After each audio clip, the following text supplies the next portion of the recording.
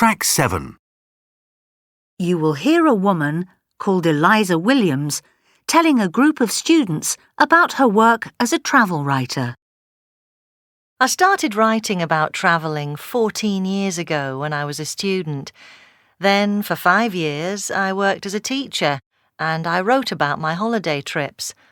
I decided to give up teaching and just travel and write 7 years ago.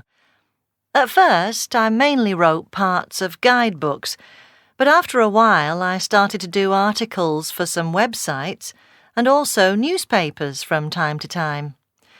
The majority of work I do, though, is for magazines. Luckily, there are plenty that have sections about travel.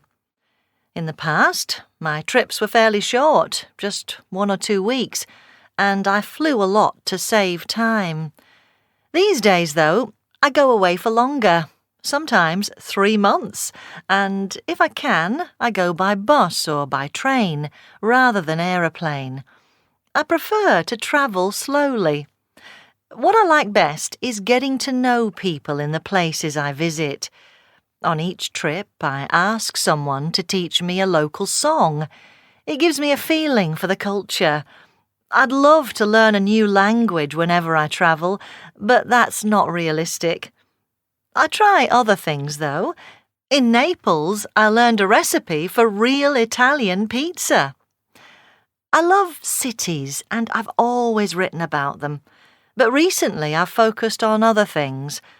I've done several articles on rainforests around the world, and in the next couple of years there are some deserts I'd like to go to and write about.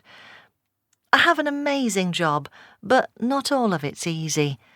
The most challenging thing for me is making the first part of an article interesting. If it doesn't catch the reader's attention, they probably won't read the middle part and certainly not the end. If any of you would like to try travel writing, my advice would be to